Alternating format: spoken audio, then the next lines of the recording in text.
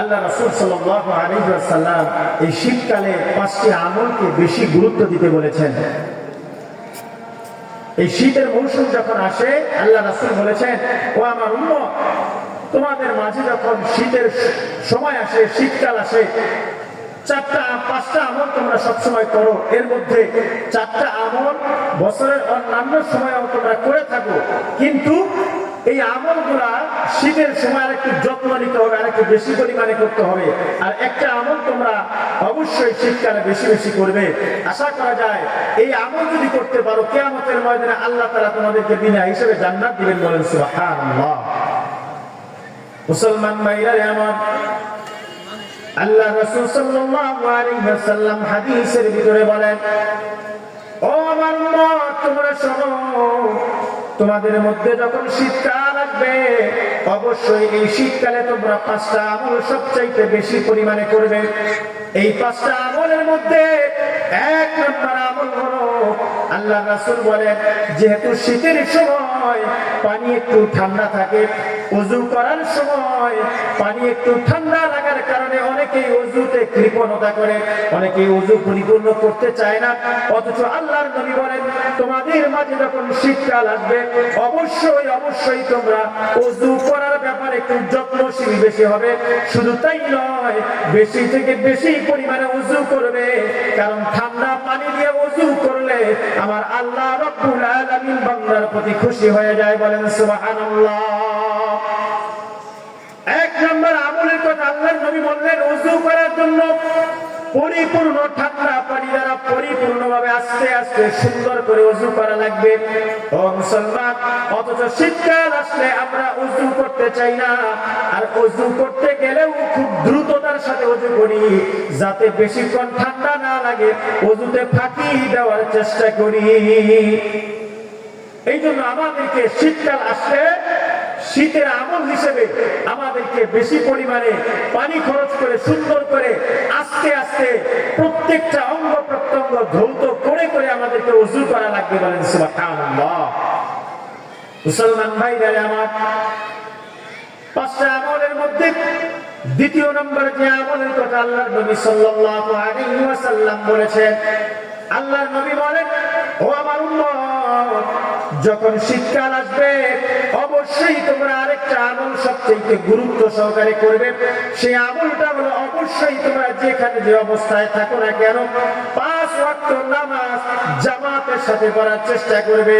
হাদিসের ভিতরে আসছে, আল্লাহর নবী ইন্ডিকেট করে বলেছেন, বিশেষ করে এই শীতের দিনে, শীতকালে তোমরা এশা এবং ফজরের নামাজটা অবশ্যই জামাতের সাথে আদায় করবে। শীতকাল আসলে দেখা যায় মানুষ এশার নামাজ আর ফজরের নামাজ, এই 2 নামাজে মসজিদে মুসল্লি কমে যায়।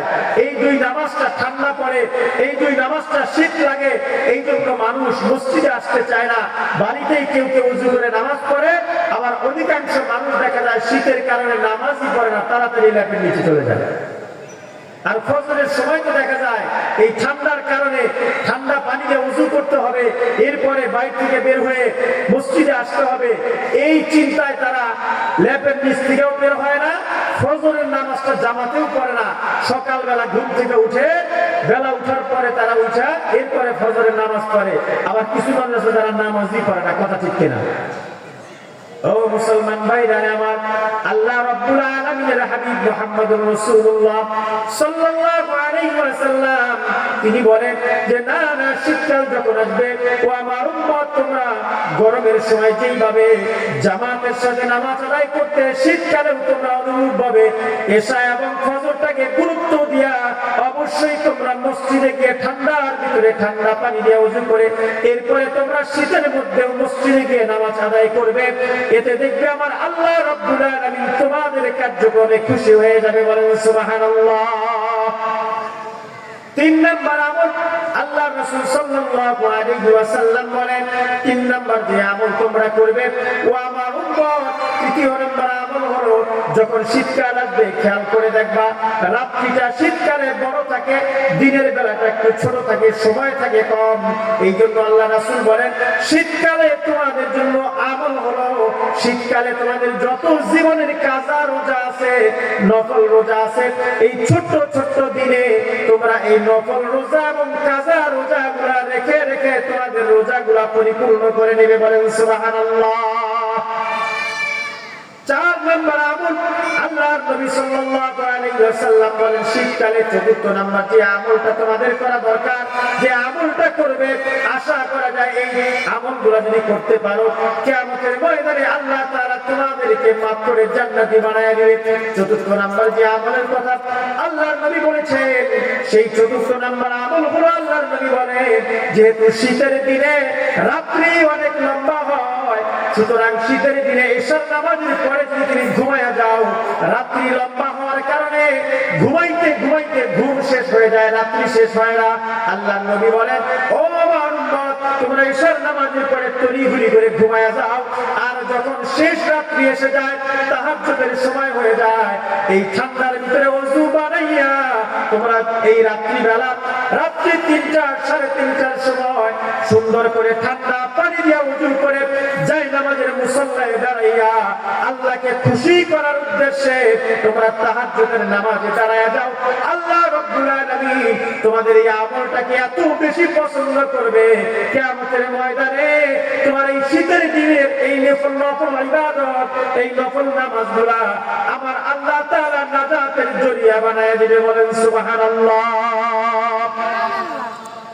মুসলমান আল্লাহর নবী বলেন এই 4টা আমল তোমরা সবচেয়ে বেশি গুরুত্ব দিবে।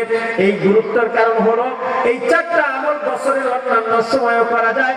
আল্লাহ রাসূল বলেন শীতকাল আসলে এই 4টা আমলগুলোর পরিমাণ তোমরা বাড়াইয়া দিবে। আর 5 নাম্বার একটা আমলের কথা আল্লাহর নবী বলে গেছেন। আল্লাহর নবী বলেন যখন শীত পড়ে যাবে, চতুর্দিকে কনকনে ঠান্ডা পড়ে যাবে, ওই সময় দেখবে রাস্তাঘাটে এদিকে সেদিকে কিছু মানুষ এমন থাকবে যাদের পরনে কাপড় থাকবে না, শীত বস্ত্র থাকবে না, তেমন কোনো কাপড় পরতে পারবে না, ঠান্ডার মধ্যে শীতের মধ্যে তাদের কষ্ট হয়।